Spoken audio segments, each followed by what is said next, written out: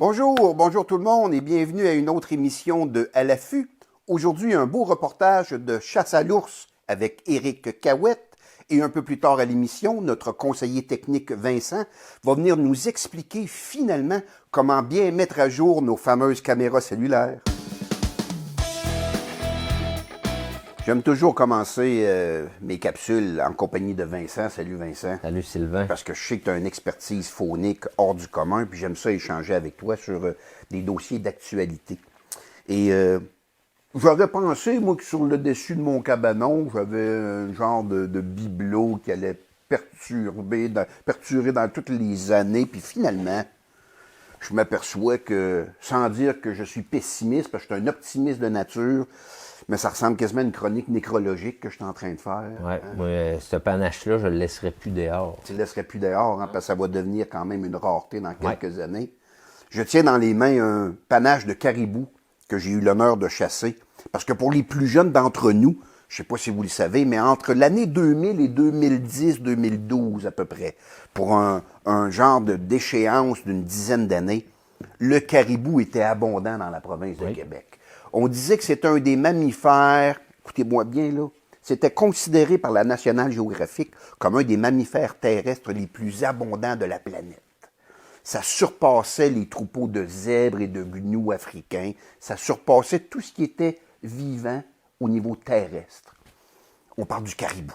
Alors ça, c'est un panache de caribou que j'ai eu la chance de chasser à la baie James. Celui-là, je pense qu'il date de 2005, donc ça ne me rajeunit pas. Mais c'était l'année de gloire des caribous. Il y en avait partout. La viande était excellente. J'ai même calculé à cette époque-là, Vincent, là, tu avais le droit de chasser 2 caribous dans la zone libre, la 22A ou B. Tu avais le droit à 2 autres caribous en pourvoirie. Tu avais le droit à 2 autres caribous par tirage au sort, si tu étais chanceux. Et tu avais le droit à un caribou d'automne, en Haute-Chefferville. Tu avais le droit de ramener à la maison 7 caribous par année à des fins de consommation, et ça tout à fait légalement. Aujourd'hui, on dit que le caribou est en voie de disparition. C'est incroyable. On parle des populations de caribous forestiers en premier lieu, une petite population à Val-d'Or, ça a fait la manchette récemment, là. Ils sont dans un enclos. Oui, ils sont dans un enclos il y a une personne qui surveille extérieur de l'enclos. J'ai vu dans le reportage, ils ont mis même... personne ne peut voir à l'intérieur, et le caribou non plus ne peut pas voir à l'extérieur. L'enclos est vraiment opaque. Ah oui. Puis ils vont les nourrir, puis c'est toujours la même personne qui va les nourrir. Donc il y a un nourrissage artificiel qui se fait. Parce que là, la densité n'est pas énorme, mais il ne faut pas qu'ils mangent tout ce qu'il y a sur place. Puis avec de la nourriture qu'ils leur donnent, ben, ça va peut-être aider à leur forme physique, on va le dire comme ça. Est-ce que tu te souviens du dénombrement? Combien il y en avait dans cet enclos-là? J'ai dans la tête, je ne sais plus si je suis dans la bonne zone, là, 7 caribous. 7 caribous, oui. Et pour remettre un peu de pessimisme à ces 7 caribous-là, il n'y avait pas de veaux. Non. Ils ne sont pas reproduits. Il y en a une deuxième population de caribous qui est sur toutes les lèvres ces temps-ci, c'est la population de Charlevoix. Oui. Celle des Grands Jardins au nord de Québec. Même projet. On veut construire un enclos de plusieurs hectares à un coût de millions de dollars pour les nourrir artificiellement, pour tenter de les sauver. Ici, c'est plus positif. Il y en a à peu près une vingtaine qui restent de vivants. Puis, qu'est-ce que j'ai vu aussi, c'est que l'enclos servirait seulement pour la mise bas. OK. Et après que les jeunes seraient un petit peu plus débrouillards, que les prédateurs moins de chance, ils ressortiraient de l'enclos. Ça, c'est un déplacement un petit peu touché à faire aussi. Bien, j'imagine. Et tu viens de parler de prédation, Vincent, justement. Ça a l'air d'être le nerf de la guerre, en tout cas, une des préoccupations de nos élus, parce que le ministère vient de demander à la Fédération des trappeurs gestionnaires du Québec d'investir au niveau du trappage des prédateurs. On veut capturer des loups.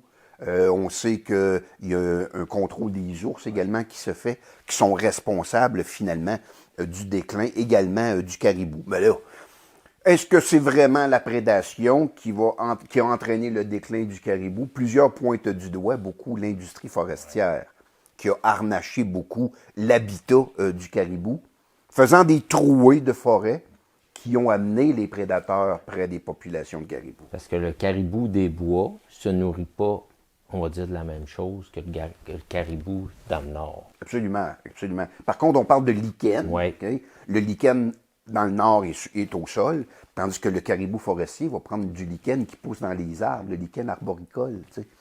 Donc, c'est quand même triste, notre capsule d'aujourd'hui, parce que je disais que peut-être nos enfants ne verront peut-être jamais de leur vivant la présence d'un caribou forestier. En nature. En nature, en effet. Et les gens contestent un peu le fait de les mettre en enclos. Pourquoi mettre un animal sauvage comme ça en enclos dans le but de le sauver si on n'a pas un plan de rétablissement qui accompagne la captivité de ces animaux-là? C'est une bonne question. Ouais. Tu sais, ben beau l'essayer de les préserver, mais après, tu fais quoi? Est-ce que tu les laisses s'exterminer à l'intérieur de l'enclos ou tu les amènes ailleurs pour leur permettre de se réimplanter ailleurs? Je pense qu'on va avoir de grandes questions fauniques et sociales dans les prochaines années, à savoir qu'est-ce que l'on fait avec le caribou. C'est un dossier à Autant suivre. dans le nord que forestier. Puis pendant ce temps-là, ben Vincent, je vais regarder mon vieux panache de caribou qui semble de prendre de plus en plus de valeur en étant un vestige de notre faune ancienne. Sur ces paroles, on se quitte tout de suite pour un beau reportage de chasse à l'ours avec Éric Cahouette.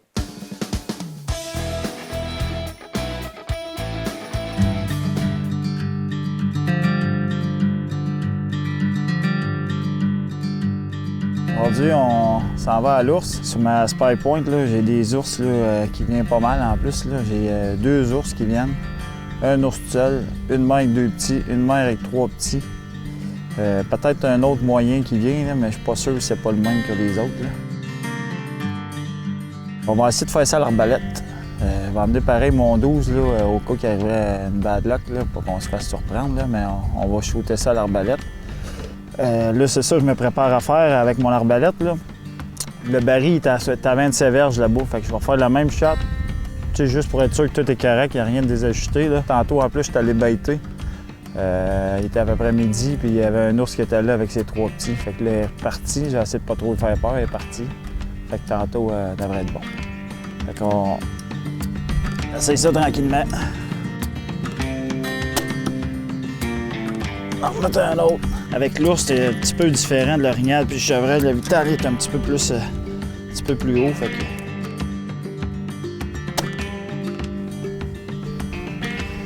On va voir ça. Ah, voilà, parfait.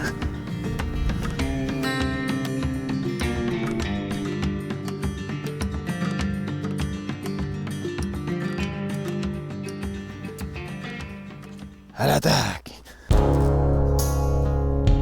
Ça va, c'est un spot, ça, c'est nouveau de cette année. Vraiment bon spot. La première journée, j'ai baité. L'ours est rentré à 7 h le soir, puis depuis ce temps-là, ça n'a pas arrêté. Ça fait une semaine. Il y a des ours le matin, le midi, le soir. C'est pas une place qui est bien profonde dans le bois, mais c'est une place qui marche quand même très bien. On va aller là, on va parquer ça, on va débarquer le bicycle, on va embarquer le stock, puis on va monter là tranquillement.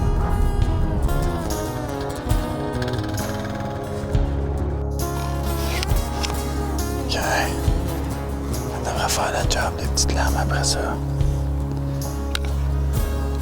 On va porter le fusil pareil, des fois qu'il arrive une bad luck.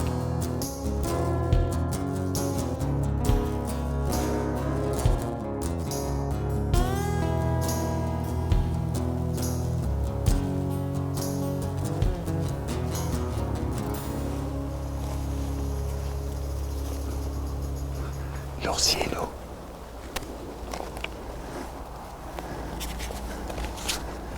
L'ours est déjà là.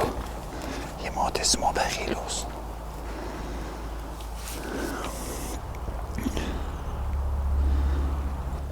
Fait qu'on va y aller avec le 12.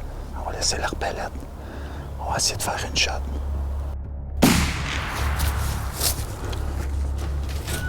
On va essayer du sang de quoi. S'il n'y a rien, on va se rassurer, on va attendre à soir. On va aller voir ça. Bon.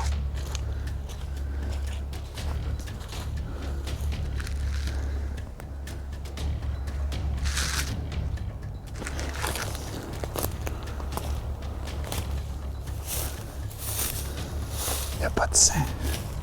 On va retourner voir proche là-bas. Là. Il est à loin, là. On va prendre la carabine. On va comme pas de sang, rien. Fait que j'étais comme couché, là. On était mal placé. Mais là, on n'avait pas le choix d'essayer de faire un tir, là. Je le voyais coffre. Parce qu'ils nous avaient vus, ils étaient prêts à partir. Fait que là, on va aller s'asseoir. On va partir de Thermacell parce qu'on était en train de se faire manger total, puis on a chaud. Fait que, on se repart.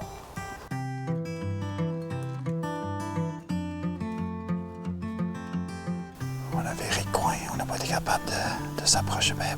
On a fait un tir au-dessus de 300 pieds. Puis là, j'avais mon fusil au cas qu'il arriverait de quoi.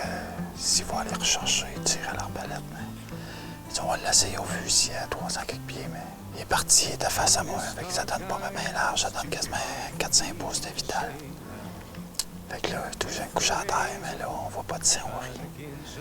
Fait que là, à la place de perdre notre temps puis viroyer dans le champ, on sait qu'il n'y a pas touché. Fait qu'on est venu se rasser, puis on va toffer jusqu'à noirceur, il est juste 4 heures. Fait qu'on a le temps, mais à ce temps, on voit d'autres choses. Yes, sir. To God's shores now.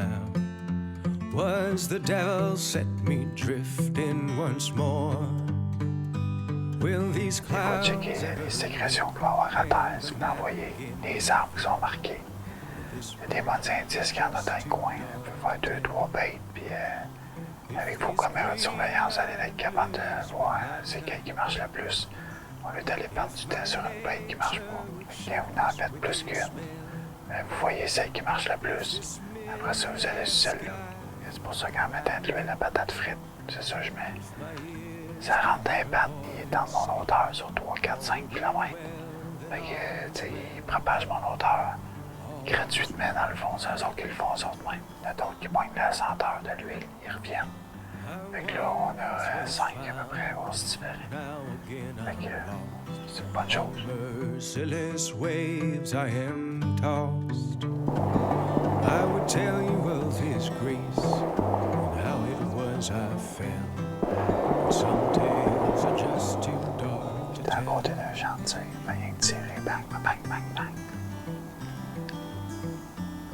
On va aller souper voir sa femme. On revient, c'est sûr qu'on revient. On va avoir autant d'action. Les photos sont pleines à tous les jours. Fait que ça a donné qu'on les a surpris tout sur le fait aujourd'hui, là, mais ce sera pas tout le temps de même. À un moment donné, c'est nous autres qui vont les surprendre sur le fait. Aujourd'hui, on retourne. Là, premier coup, quand on avait arrivé à la place, il y avait déjà un ours qui était là. Fait que ça a comme breaké notre affaire. Là. On a fait une chatte, mais on était comme trop loin un peu. On est resté là, ça aurait pu sortir pareil. Sauf que là, moi, je suis pas loin d'un club de tir. Là. Puis il y avait une pratique de la SQ ou quelque chose de même. Là. Ça tirait des revolvers là, à peu près. Il vidait 10 coups de chargeur aux 2 minutes. On a calculé vraiment de 5 heures à 7 heures, ça tirait un nombre de tapes.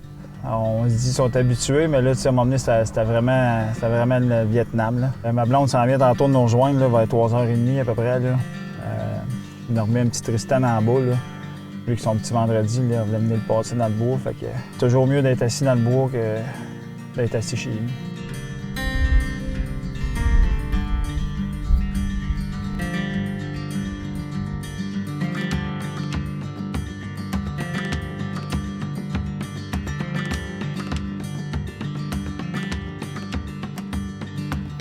On est venu là, une semaine, une semaine et demie. Avec ma blonde Geneviève. Puis il y a un ours qui est venu, il était à peu près 7h20 jusqu'à 8h10. Il était tout le temps dans le baril, il restait couché, il était mal placé.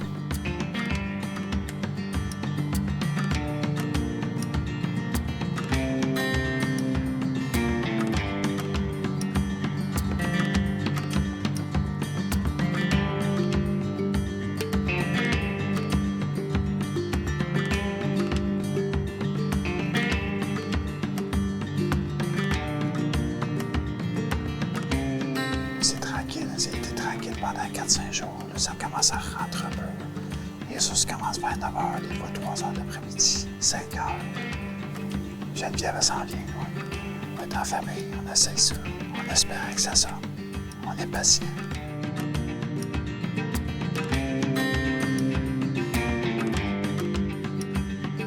Bon, ben, notre deuxième sortie est finie. On n'a rien. Fait que c'est pas grave, on va continuer. Ça finit le 30. Fait qu'on va continuer, puis on va avoir le temps. Là, on va retourner avec ma blonde, puis on va avoir le temps de se pogner la bonne viande d'ours. En attendant, ce que je peux vous dire, mais restez à l'affût. Ce reportage-là prouve souvent que les décisions des chasseurs, hein, c'est souvent impulsif, puis finalement, on regrette un peu. Ouais. T'sais. Il est parti avec son fusil en pensant que ça allait se faire proche, puis finalement, il s'est fait prendre parce que l'ours était déjà à son baril. Oui. Il y a toujours le mot si à la chasse. Et toujours le mot si, en effet. Fait que, en tout cas, c'est une belle aventure. Ouais. On en a pris note. Donc, on se prépare, peu importe les scénarios. Équipez-vous de l'arme que vous pensez faire votre séjour de chasse. Puis souvent, ça nous évite peut-être des surprises. Ça m'est déjà arrivé à l'arbalète une fois. Je suis arrivé à mon site et l'ours était déjà présent. Là, il s'est levé sur ses pattes, tu sais, pour sentir, voir qu'est-ce qui se passait. J'avais tellement été surpris qu'il était déjà là en plein milieu de l'après-midi que j'avais comme figé. Puis, fait que, On aurait plein d'histoires. On aurait plein d'histoires, je sais. Ouais. Je suis... J'étais content que tu abordes ce sujet-là sans un peu mêler nos téléspectateurs avec un aspect technique un peu plus lourd, mais on en est là aujourd'hui. Oui. Hein? En 2022, la technologie est là. On parle de plus en plus de caméras cellulaires. Oui. Donc, nos fameuses caméras de détection sur nos sites de chasse qui envoient un message directement sur nos appareils, tablettes ou cellulaires, presque en temps réel. Oui. De voir qu'est-ce qui se passe sur nos territoires de chasse. Ça peut être une caméra qui surveille nos installations également, peu importe. Mais j'ai aimé le point que tu as amené, Vincent. Quelquefois, c'est important de faire une mise à jour de nos appareils pour qu'ils puissent continuer à bien fonctionner. Oui. Qu'entends-tu par là? Bien, les mises à jour, souvent, j'entends les gens dire « Ma caméra est brisée, elle pose plus. Ma caméra, elle pose des photos noires. » Bref, elle ne transmet pas bien. Les compagnies, on va dire un terme anglais, ils upgrade le système qui reçoit les photos. Parce que ça s'en va d'une application, ça nous renvoie nos photos. OK, il y a un intermédiaire entre ton appareil et ton téléphone. Oui. OK. Fait que c'est là qu'apparaissent les mises à jour. Oui, j'aimerais ça, pas être obligé d'en faire. J'ai pris l'habitude au fil des années. Mes caméras sont serrées pour l'hiver. Il y a le temps de faire mes salines. Avant d'aller porter ma caméra, oui, je vais mettre des batteries neuves, mais je vais faire une mise à jour. OK. Puis, des fois, je ne suis pas obligé de faire la mise à jour parce qu'avec tel modèle, il n'y a pas eu de mise à jour dans l'hiver. OK. Le seul moyen de savoir s'il y a une mise à jour à faire, sur la caméra, on ne le sait pas.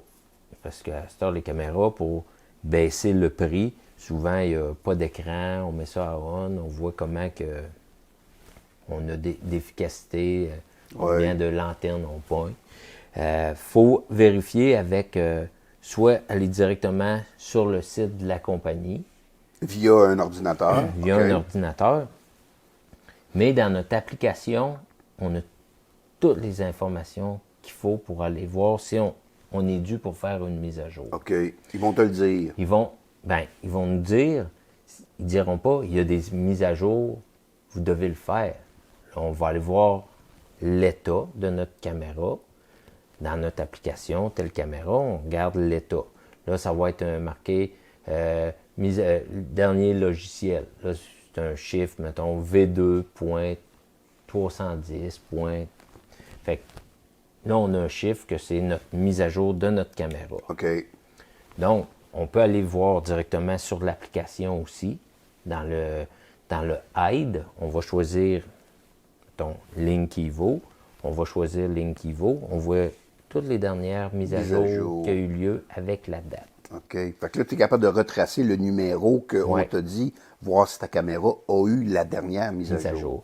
Donc, la façon, peut-être qu'on n'a même pas la dernière mise à jour, puis notre caméra marche bien aussi. Mais avant le début de saison, pour moi, aux salines, je fais mes mises à jour je vérifie toutes les mises à jour. OK. La façon que ça se fait, oui, on peut, c'est étonnant quand il y a une nouvelle mise à jour dans le milieu de saison, mais on n'est plus obligé d'emporter notre caméra. On peut la laisser dans le bois. OK. La façon de faire, on prend une nouvelle carte SD ou micro SD OK. qu'on formate à l'avance. On va sur le site de la compagnie, on va choisir la mise à jour, on met la mise à jour sur notre carte SD, qu'on ait l'appareil photo avec nous ou pas, c'est la marche à suivre. OK. Si notre appareil photo est dans le bois, ben on s'en va dans le bois. Avec notre carte. Avec notre carte. On met la carte dans la caméra et à partir de là, on est capable de faire la mise à jour. Parfait. On met ça à on, ça s'en va, ça clignote d'une telle couleur, tout dépendant du modèle. Un coup que la mise à jour est faite, on sort notre carte SD ou micro SD qui a des fichiers de mise à jour dessus qui peuvent, on va dire, qui peuvent faire des petits bugs aussi avec les photos si on laisse ça dessus. OK. On prend notre carte qu'il y avait à la base, à l'intérieur, on met ça là-dedans, notre mise à jour est faite. D'autres façons qu'on peut savoir si on fait des... Moi, je laisse toujours les mêmes cartes SD ou micro SD dans ma caméra. J'aime pas aller changer les cartes OK. pour vérifier les photos. On les reçoit sur notre cellulaire. Mais si on a tendance à se promener une carte, on va dire d'une Spike Point, d'une Moultrie, d'une Bolie, il se crée des fichiers et c'est là qu'il va y avoir des bugs qui vont se faire de transmission. Donc, essayez toujours d'avoir la même carte micro SD ou SD dans telle caméra. Oui, parce que déjà, ça m'est arrivé d'avoir un genre de problème avec ma caméra cellulaire et un des préposés m'avait dit, est-ce que vous avez changé de carte? Est-ce que... Puis il prévoyait Ouais. comme... Puis en effet, j'avais changé de carte.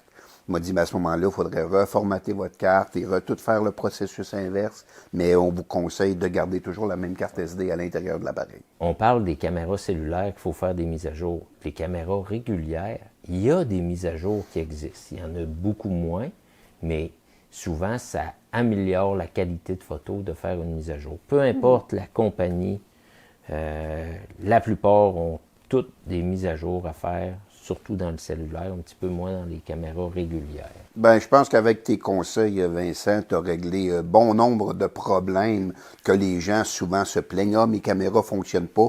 Question de mise à jour, allez sur le site des compagnies, jouez avec vos cartes et je suis à peu près sûr qu'à la maison, vous serez en mesure de régler vos problèmes. Merci beaucoup, Vincent. Merci.